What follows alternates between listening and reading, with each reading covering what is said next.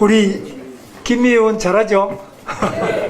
예, 김미애 의원이 그냥 말씀하는 게 아니라 본인이 오랫동안 가장 낮은 곳에서 가장 어려운 삶을 살아오시면서 몸에 체득한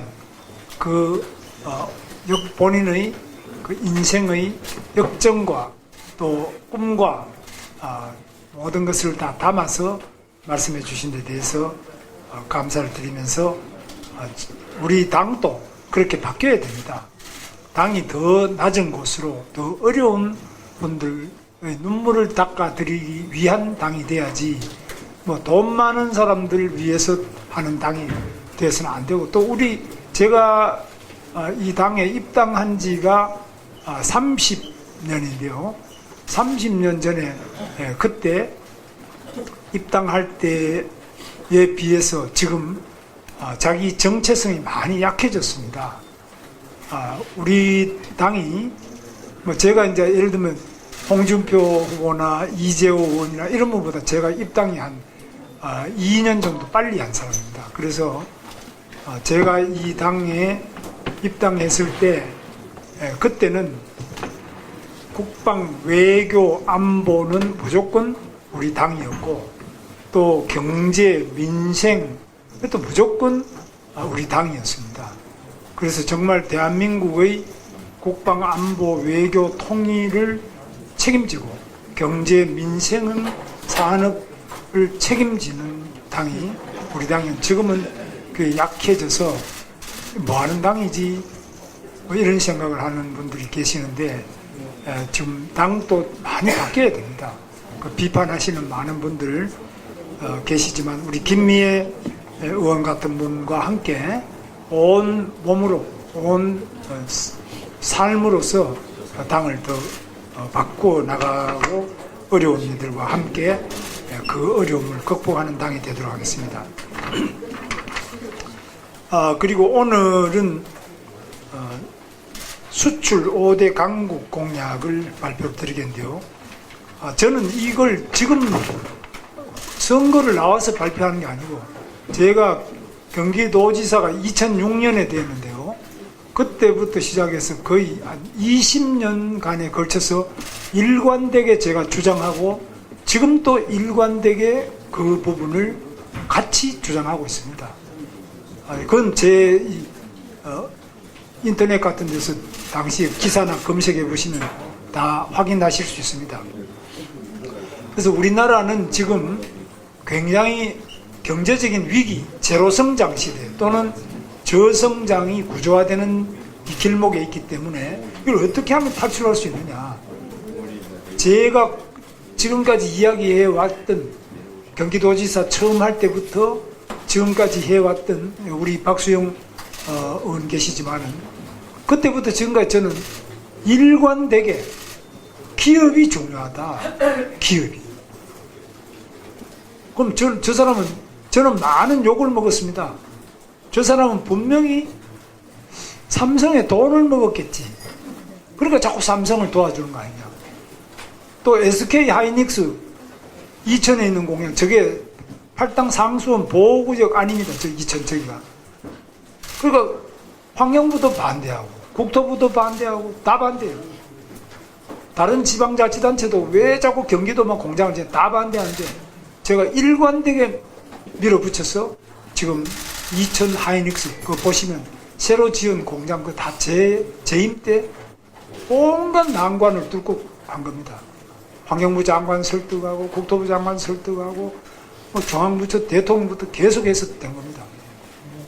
그리고 LG도 지금 평택 진이 오산 밑에 거기도 마찬가지로 제가 과감하게 연구단지나 농업진흥지역을 풀어서 그걸 확대해 줍니다. 그래서 제가 한 대부분의 그 일은 그때나 지금이나 변함없이 기업이 매우 중요하다. 그럼 노조하는 사람도 저 사람은 기업 이야기만 하냐. 기업이 있어야 노조가 있습니다. 기업이 없는데 어떻게 노조가 있습니까? 그래서 기업이 잘 돼야 노동조합의 조합은 또 늘어나죠. 기업이 문 닫고 나면 노조가 어떻게 있습니까? 너무나 간단하잖아요. 그 기업이 있어야 또 세금을 내서 약자를 돌보죠. 세금 안 내는데 어떻게 무슨 돈으로 약자를 돌봅니까? 그래서 이런 부분에서 기업을 하기 좋은 나라에 대한 지금 불행하게도 대한민국에 기업하기 가장 어려운 나라가 되고 있습니다. 온갖 규제가 많고 온갖 발목을 잡고 삼성 이재용 회장 아직 재판받고 있잖아요. 대한민국 세계에서 제일 잘 나가는 기업은 전부 재판받고 감옥 가고 이게 말이 됩니까? 그럼 범죄를 봐주잔 말이에요. 봐주자는 게 아닙니다. 그런 부분도 얼마든지 벌금도 때릴 수도 있고 또 사전에 그걸 다 찾아가지고 막을 수도 있습니다.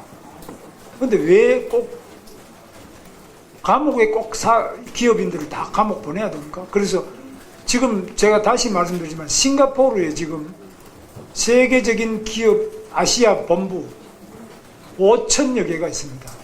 한국은 100개밖에 없습니다. 그럼 우리가 싱가포르보다 훨씬 큰 나라입니다. 최하 10배, 20배 큰 나라인데 왜 한국에 오지 않느냐.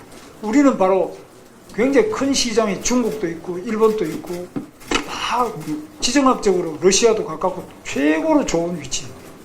미국하고도 우리가 가깝습니다. 싱가포르 얼마나 구석진 곳입니까? 거기에 제조업이 있습니까? 분해가 있습니까? 근데 싱가포르는 우리보다 지금 소득 수준이 2배가 넘는데 세계적인 기업이 거기는 무려 5천여 개 들어가 있는데 우리는 왜 100개밖에 없냐? 이유가 뭐냐? 고쳐야 될 거 아닙니까? 많은 분들이 한류에 열광하고 한국에 와서 기업하고 싶다 그러면 한국 가면 일하는 사람이 죽으면 바로 감옥 갈 준비를 해야 됩니다. 그러니까 지금 이 로펌이 너무 잘 됩니다. 외국 기업들 전부 어떻게 하면 감옥 안 가는지 지금 고용노동부에서 가장 인기 있는 그 자리가 뭐냐? 산업안전본부입니다. 뭐 고용, 뭐 노사관계 이런 게 아니고 산업안전본부. 왜? 중대재해처벌법에 감옥 안 가기 위한 사장, 회장, CEO들이 전부 그 감옥 안 가기 위해서 고용노동부의 산업안전본부 경험이 있는 사람, 그런 감독관도 지금 일반 근로감독관이고 산업안전감독관인데 산업안전감독관 출신들을 스카우트합니다. 최고 고임을 주고 스카우트합니다. 그 퇴직자들. 감옥 안 가야 되니까. 물론 이제 그렇게 감옥 많이 보내면 로펌은 재미 봅니다. 노무사도 재미 봅니다. 그러나 기업은 다 도망가 버립니다. 그래서 그 암체함의 제임스 킴이라는 그 변호사가 지금 암체함 회장이에요. 암체함 회장한테 물어보세요. 외국 기업들이 가장 겁내는 게 뭐냐? 한국에 왜 안 오냐? 감옥 안 가야 되기 때문에 감옥 갈 걱정이 있는 나라 안 옵니다. 이거는 바꿔야 됩니다. 그런데 지금 민주당에 하고 있는 게 뭡니까? 계속 이 중대재해처벌법부터 노란봉투법부터 온갖 법을 전부 감옥에 다 집어넣어야 된다는 거예요. 이거는 바꿔야 안 되겠습니까? 그래서 저는 하여튼 기업을 도와가지고 투자를 더 하고 또 창업도 하고 외국 같은 기업이 국내에 들어올 수 있게 하고 외국 기업을 유치하는 데 노력을 했는데 제가 도지사를 하는 동안 지구 8바퀴 반을 돌면서 일본 기업이 우리나라 제일 많이 와 있고 일본도 자주 갔고 미국도 가서 미국 기업도 제가 많이 유치를 했고 또 유럽 기업 이런 데를 다니면서 전부 유치를 했습니다. 그럼 저 사람은 뭐 노조하던 사람이 왜 저렇게 기업을 중시하냐? 노조 지금 경기도 한국노총 경기본부 가서 물어보세요. 역대 도지사 중에 누가 가장 노조를 잘 해줬냐? 당연히 김문수입니다. 노조가 무슨 소리 하는지 다 알고 미리 다 해준다는 거예요. 사업하기 전에 다 해줍니다. 돈 얼마 안 들어갑니다. 사람 마음을 읽고 마음을 맞춰서 미리 잘 하면 싸울 일이 뭐가 있습니까? 왜 싸웁니까? 오늘 김문수는 뭐 노조 때려잡아가지고 기업 유치 아닙니다. 노조와도 관계가 제일 좋고 기업인도 경기도에 상공회의소가 24개가 있습니다. 경기도 상공회의소 24개 가서 다 회장들한테 물어보세요. 누가 가장 기업을 잘해줬냐? 김문수라고 할 겁니다. 당연히. 삼성 가서도 물어보세요. SK 가서 물어보세요. LG, 현대, 기아 어디를 가서 물어보든지 누가 가장 기업에 대해서 잘해줬냐? 김문수입니다. 노조도 잘해주고 기업도 잘해주고. 그 가능하냐? 가능하지. 왜 가능 안 합니까? 노조도 잘해주고 기업도 잘해주는 게 왜 불가능합니까? 두 개가 바로 공동체 이익이 공동체입니다. 그래서 저는 노사정, 그러니까 노사정이 다 일체다, 하나다 이겁니다. 이해관계가 일치합니다. 정부나 노조나 회사나 국민의 이익이 일치합니다. 근데 내가 이런 이야기하면 저거 완전히 맛이 갔다 그러거든요. 민주당식은 노조가 우선이지. 노조가 우선이면 그럼 기업 없이 노조가 있을 수 있습니까? 자, 그래서 지금 이 위기 상황에 대한 정확한 이해를 해야 되는데, 먹사니즘요? 먹사니즘이 뭡니까? 먹고 사는 거. 먹고 살려면 어떻게 해야 됩니까? 기업이 있어야 먹고 살지. 기업이 없는데 어떻게 먹고 삽니까? 맞습니다. 또 기업이, 우리나라 기업은 뭡니까? 수출해야 먹고 살죠. 수출 안 하고 지금 국내 내수만 갖고 우리가 이렇게 살 수 있습니까? 그리고 또 두 번째, 우리나라를 굉장히 위기로 보는데요. 네덜란드, 벨기에, 독일보다 더 잘 살고 영국보다 더 잘 삽니다. 프랑스보다 더 잘 삽니다.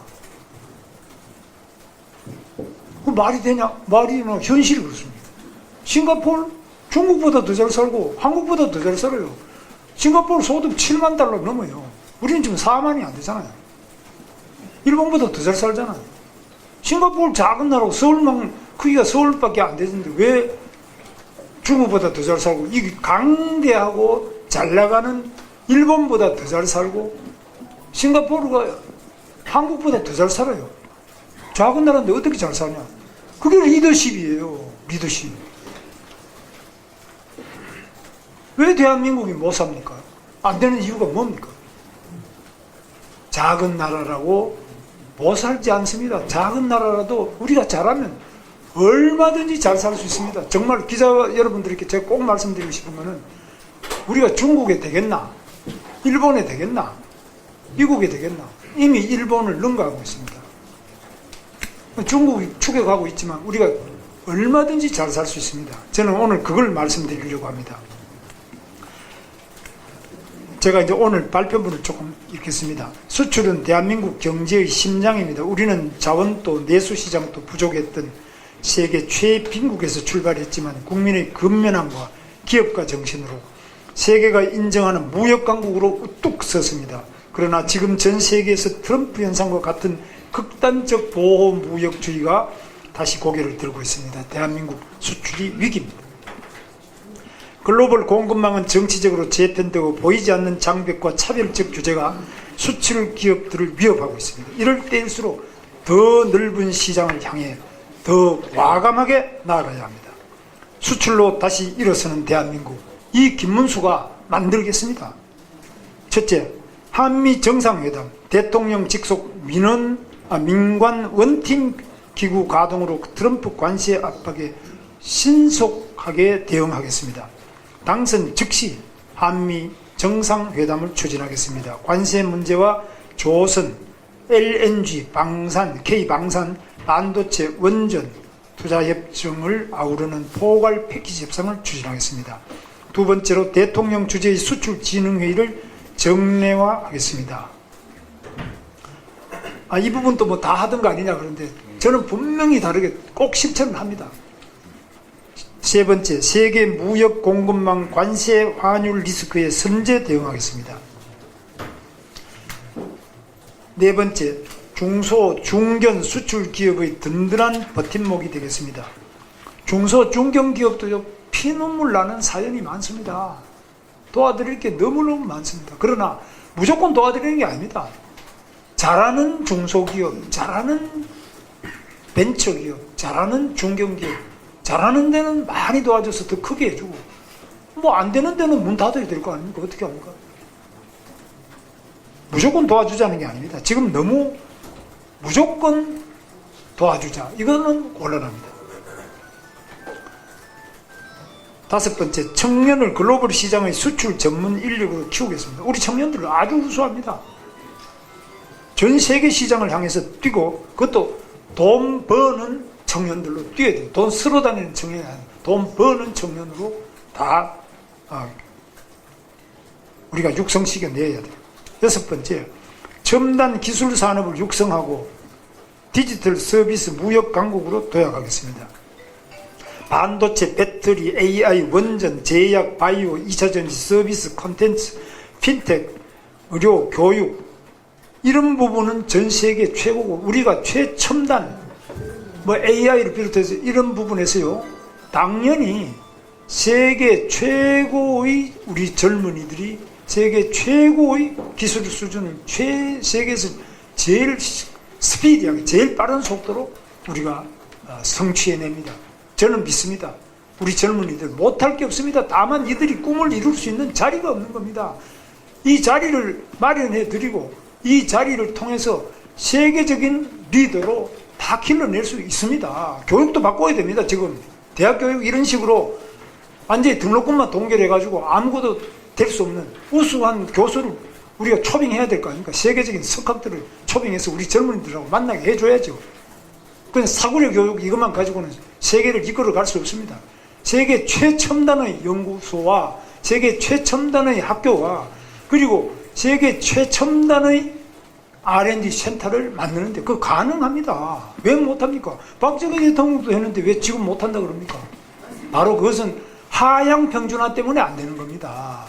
전부 저질화 시키고 학교 공부 안 하고 그냥 다 엎드려 자고 학원 가서 공부, 이거 잘못된 거 아닙니까? 그래서 대학이나 유초, 중, 고등학교 전부 다 정말 세계 최고 수준으로 만들 수 있으면 저는 해봤습니다. 할 수 있습니다. 쓸데없는 허황한 소리에 기자 여러분들 귀를 기울이지 마시고 정말 저한테 물어보십시오. 그게 어떻게 가능하냐. 제가 끝장토론 하루 종일 했어도 제가 여러분한테 말씀을 드리겠습니다. 지금 우리가 이런 형식적인 공약, 선거, 구호 이거 안 됩니다. 실질적으로 우리나라 현장에 맞고 그것이 정말 제대로 대한민국을 한 단계 업그레이드 시킬 수 있는 그런 김문수를 꼭 좀 한번 살펴봐 주시기 바랍니다. 대한민국은 수출로 위기를 돌파해온 나라입니다. 박정희 대통령이 80년대 마이카 시대를 열겠다고 했을 때 당시 서울대, 당시 저는 상과대학 그 경제학과 교수들을 비롯해서 기술도 없고 자본도 없고 시장도 없는 대한민국은 반드시 실패한다. 안 된다. 독재다. 저거는 히틀러의 아우토반, 폭스바겐처럼 독재를 위한 그 수단이다. 반대했는데 저도 교수들 말씀대로 반대했습니다. 그러나 박정희 대통령은 다 불가능하다고 하던 그 마이카 세계 최고의 현대 기아차를 만들어냈습니다. 왜 못합니까? IMF 때 수출이 우리를 살렸고 코로나 때도 수출이 버팀목이었습니다. 이제는 대통령이 다시 수출도 챙기고 기업도 챙겨야 됩니다. 김문수는 직접 세계 시장을 누비는 경제 대통령이 되겠습니다. 수출 대통령이 되겠습니다. 기술, 과학 대통령이 되겠습니다.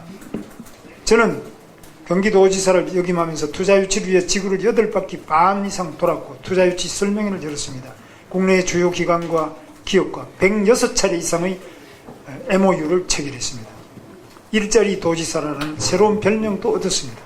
이제 수출 5대 강국 반드시 실현하겠습니다. 다시 일어서는 대한민국, 수출로 앞서가는 대한민국 김문수가 만들겠습니다. 저는 해봤습니다. 할 수 있습니다. 한번 해봅시다. 감사합니다.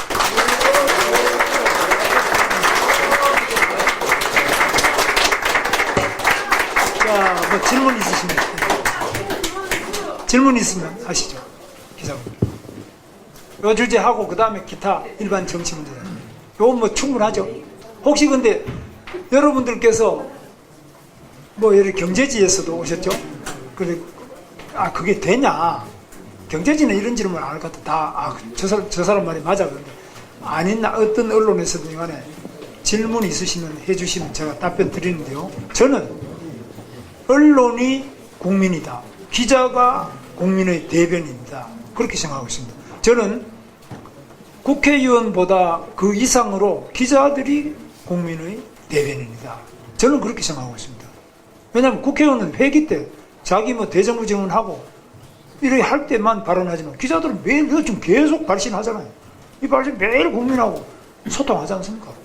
국회의원들도 이렇게 못하고 공무원도 이렇게 국민들하고 소통 못합니다. 그래서 여러분들을 국민으로 생각하고 제가 모시고 섬기겠습니다. 그러니까 언제든지 말씀을 주시면 우리 대변인도 하고 우리 여기 의원님들도 하고 저도 계속 하겠습니다. 자, 예, 말씀하세요. 네, MBN 김현입니다. 일단 언론에 대해서 좋게 말씀해 주셔서 감사드리고요.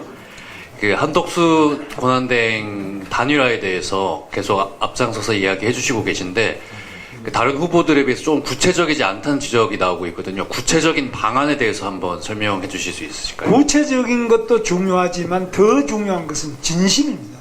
저는 진심으로 정말 좋은 분이 계셔서 이재명을 이기고 우리나라를 위대하게 국민을 행복하게 하실 수 있는 분이 있으면 좋겠다. 제가 오죽하면 다 발표했으면 그러겠습니까? 제 지지율이 막 높이 나올 때 처음에 저는 이제 신자입니다. 기독교 신자인데 주님 이 잔을 피할 수 있습니까? 제가 이 잔을 꼭 받아야 됩니까? 피할 수 있다면 저는 좀 피하게 해주십시오. 그 정도로 저는 이 현재 제 자리가 무겁게 생각하고 있습니다. 제가 뭐 욕심을 내서 하는 게 아닙니다. 정말 이 나라를 위해서 국민들이 얼마나 간절하면 저까지 불러내실까. 그런 점에서 참 저는 이런 일이 안 일어나기 바랐기 때문에 대통령께서 다시 복귀하기를 기도했습니다. 그런데 대통령이 그만 파면이 되고 이 자리가 왔기 때문에 그때 제가 안 나온다 그러면 또 많은 분들이 욕을 하겠죠.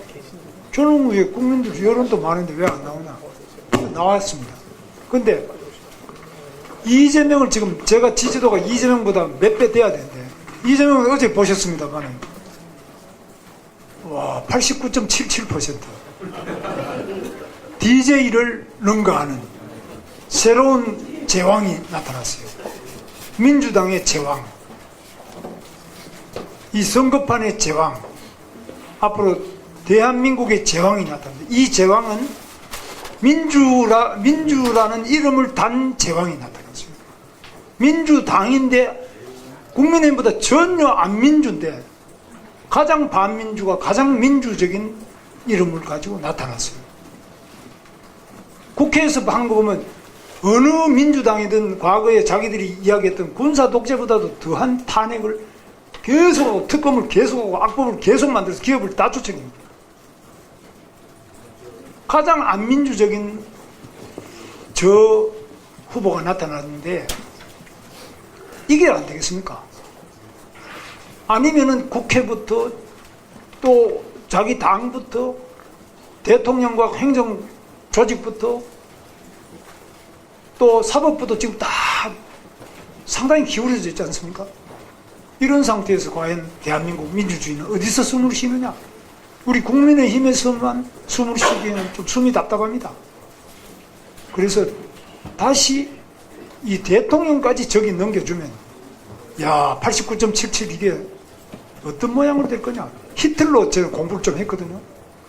절대로 우리나라는 히틀러 같은 사람을 만들어서 안 된다는 그런 심정으로 저는 히틀러 전기도 읽어보고 히틀러 관련 책이나 독일 현대사라든지 독일 방문에서도 제가 히틀러에 계속 관심을 가져 있는데 히틀러보다 훨씬 더 강한 모습으로 지금 등장하고 있습니다.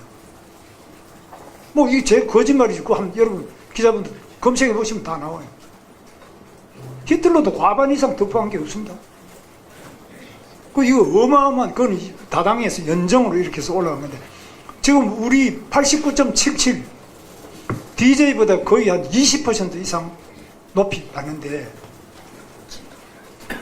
이거요 이런 대한민국 정치가 없었습니다.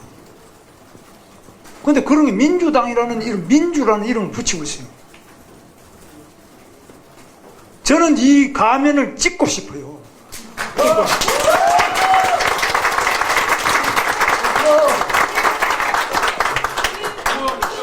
이 매우 잘, 그리고 이 사람 지금 하는 것이 전부 다 먹사니즘이라고 하는데, 제가 다시 말씀드리지만 이 먹사니즘이라는 가면을 확실하게 찢어버리고 싶습니다. 저는.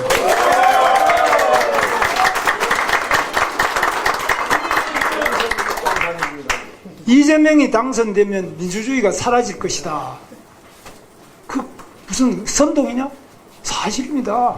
민주당에, 나는 민주당에도 제가 아는 운동권들, 저하고 감옥 같이 살았거나 저하고 공범관계 있는 사람, 민주당 국회의원들이 여러 명 있어요. 그 사람들이 하는 이야기가, 왜 그래? 내가 당신 이재명이 어떤 사람인지 알지 않느냐? 말을 못합니다. 다음에 공천을 안 받으러 가고 하면 몰라도. 이게 민주주의입니까? 우리 당은 그런 거 없어요. 뭐 오나 안 오나 다 계시지만, 오나 안 오나 항상 우리 국회의원들 뭐 저한테 안 나타났다고 해서 공천 못 받거나 나타났다고 뭐 안 줄 사람 주거나, 저는 그런 거 없습니다. 저는 공평하게 합니다. 공정하게 합니다. 그래서 이 민주당의 저 89.77의 의미, 이거 우리 찢지 못하면 대한민국 민주주의 없습니다.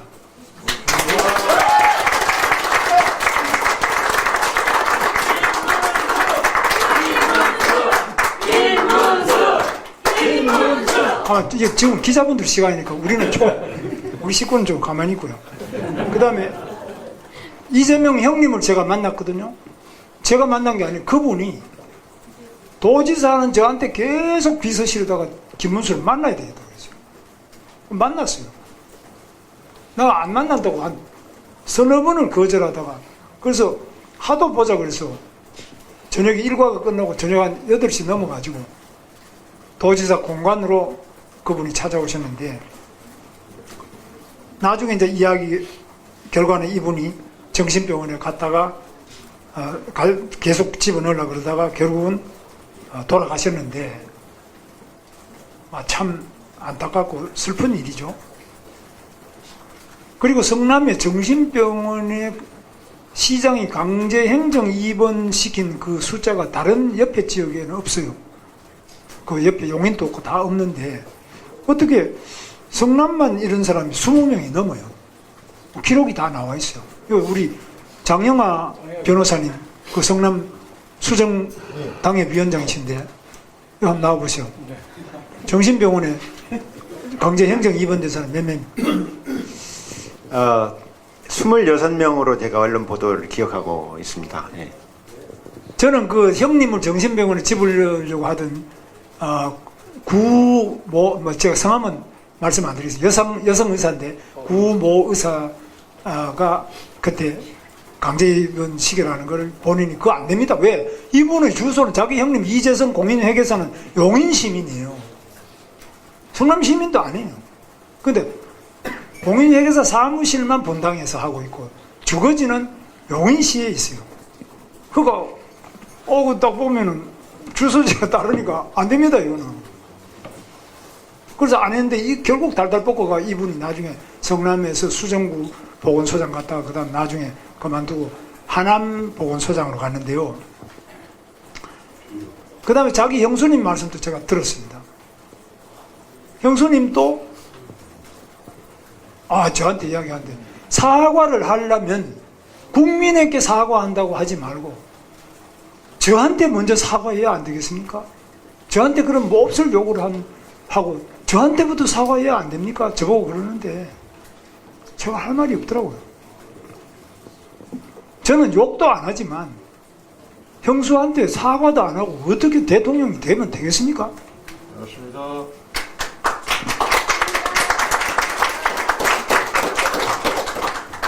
그래서 저는 뭐 남당 사람을 비판하려고 하는 것보다도 대한민국 국민을 다 정신병원에 보내는 것은 안 된다 그랬어요. 대한민국에 저런 흉악스러운 욕을 하고도 대통령이 된다면 우리가 교육을 어떻게 지금 바른말, 고운말, 코나 다 없애야지. 그거 어떻게 해서 되겠습니까? 상용 코나를 만들어야지. 이게 되지 않습니다. 자, 이런 비정상적인 대한민국 우리가 막아야 됩니다. 제가 앞장서겠습니다. 저는 어떤 고문이 있더라도 어떤 투어가 되더라도 독재 정권에 목숨을 내놓고 싸워왔습니다. 저 감옥을 2번 갔다 왔습니다. 저보고 뭐 전과가 많다고 하는 우리 당의 후보도 있는데 참 매우 안타깝습니다. 문재인 정권에 맞서서는 제가 아스팔트에서 광화문에서 뜨겁게 싸웠습니다. 이제 모두 뭉쳐서 이재명과 싸워야 합니다. 저 이재명 민주라는 이름 아래 독재를 하는 정신병원에 국민들을 집어넣을 수 있다고 생각하는 이런 사람들을 반드시 막아내야 합니다. 제가 앞장서겠습니다. 여러분 함께 합시다. 또 박수는 앵간하면 치지 마시고 네, 또 뭐 말씀하시죠. 저 TV조선 최민식입니다. 앞선 질문에서도 진심으로 좋은 분이 있다면 또 나라를 위대하게 할 수 있는 분이 있다면 양보하겠다는 취지로 읽혔는데요. 양보를 하면 제가 또 요걸로 안 먹겠습니까? 그래서 제 말씀은 공정하고 신속하게 국민들이 볼 때도 아 나이스 이런 정도 아주 좋았어. 그리고 예를 들면 노무현 정몽준 기억나시는지 모르겠어요. 저는 기억이 나는데 여러분 젊은 기자분들 모르겠어요. 노무현 정몽준 그때요 노무현 지지도가 아마 한 4%까지 내려간 거 아닙니까? 한 자릿수 정도가 아니고 막 5% 밑으로 내려갔는데 극적인 반전을 통해 며칠 만에 요게 아마 단일화를 사흘 전에 했던가요? 그래서 마지막에 투표하기 며칠 전에 등록도 다 했어요. 마지막에 딱 한 샷으로 원샷에 이해창 후보를 이긴. 저는 그때 이해창 후보 선거 대책을 맡아가지고 고생 좀 했습니다. 저는 DJ한테는 이해창이 지더라도 노무현한테는 질 이유가 없다. 다 그렇게 생각했거든요. 그런데 졌습니다. 그래서 제가 생각하는 것은 이렇게 멋지고 국민들이 볼 때 참 좋은, 보기 좋은, 그리고 납득이 가는 그런 걸 하게 돼. 구질구질하게 막 권력에 집착, 이게 너무 심해가지고 니전 투구 이런 거는 안 해야 안 되겠습니까? 지금 나라가 위기라면서 저 사람 하는 짓은 니전 투구로 한다. 이건 안 되지 않겠습니까? 그런 뜻입니다. 내가 뭐 무슨 뭐 sak 양보하고 난 막 마이태자가 되겠다 이런 건 아닙니다. 그러면 한덕수 후보가 곧 출마할 것 같은데 단일화 과정에서 할 것 같습니까? 예, 할 것 난 잘 모르겠는데 기자분들 정보 있으면 좀 주세요. 그러면 단일화 과정에서 승리하실 거라고 생각하시나요? 글쎄 이제 출마를 하시게 되면은 단일화의 구체적인 부분을 이제 좀 더 이렇게 이야기해야 되겠습니까? 현직 대통령 권한 대행하고 계시는데 제가 그 자꾸 단일화 방안을 이야기하자 그러면 저보고 약간 정신 나간 사람 생각 안 했을 거예요. 남 권한 대행하는데 왜 와서 자꾸 단일화 이야기하냐 그러면 저도 이상하고 그분도 좀 이상해질 것 같은데요. 자, 그러면 이제 다음 일정 있으셔서 회송하셔야 됩니다. 예. 제가 이제 오늘 말씀드리고 싶은 건 저는 진심으로 기자가 중요하다. 국회의원 이상으로 기자가 중요하다. 왜? 국회의원이 알리는 그 메시지보다는 기자분들께서 알리는, 지금 두드리고 계시는 여러분의 그 글이 국회의원들이 활동하는 이상으로 국민들에게 엄청난 영향을 지속적으로 또 생생하고 구체적으로 계속 전파하고 있어요. 발신을 계속 하시잖아요. 이 국회의원들은 지금 서 있지 아무것도 안 하고 있어요. 손가락 움직이는 한 사람도 입만 올려요. 여러분은 계속 두드리잖아요. 그 자체가 어마어마한 메시지를 발산하고 있다는 거예요. 저는 언론인들이 매우 중요하다. 언론인들의 사명이 중요하다. 부디 좀 이 나라를 생각하고 국민을 생각하는 뜨거운 마음으로 우리가 한번 진실을 알려보자. 그래서 옛날에 이제 우리가 70년대에 그때 학생운동 할 때는 서울법대에서 만들어내는 언더페이퍼가 있었어요. 지하신문이죠. 학교에 등록 안 한 신문이 있어요. 그 이름이 자유의 종. 이신범 의원 여자죠. 이신범 의원이 지금 안 오셨죠? 이신범 의원이 그때 그거 만들고 뿌리고 이렇게 했는데 그때 이제 잡혀가서 다 또 제적당하고 그런데 자유의 종이라는 게 있어요. 박수영은 이런 분은 잘 몰라. 젊은 사람 북한의 앞에 딱 종이 있습니다. 종은 있는데 그 신문이 언더페이퍼가 시커먼 그 인쇄판으로 긁어갖고 하는 그 자유의 종이라는 신문이 있어요. 법과대학에 종 그걸 이제 제목을 했지만 거기를 보면 신문에 안 나는 그때 검열이 많은 거 신문에 안 나는 걸 알렸는데 그 자유의 종이 정말 아주 진실도 말하지만 국민들을 깨우는 학생들을 깨우는 역할을 했는데 언론은 뭐 등록이 됐건 안 됐건 진실을 말하는 것이 참 중요하다. 자기 편견을 전파하는 게 아니라 그런 면에서 언론인은 존경받아 마땅한 직업이다. 그리고 존경받을 수 있게 잘 좀 해주신다면 국회의원 이상으로 아마 나중에 무덤에 비석에다가 쓰시면 언론인 웃을 게 아니고요. 교황은 그거 아무것도 쓰지 마라 그랬거든요. 교황 이상으로 여러분들이 그 메시지가 매우 중요한 시대의 등불, 시대의 횃불이, 시대의 요즘은 LED 등이 될 것이다. 저는 그렇게 생각합니다. 정말 잘 좀 부탁을 드리고 감사합니다. 후보님 바쁘신데 1분.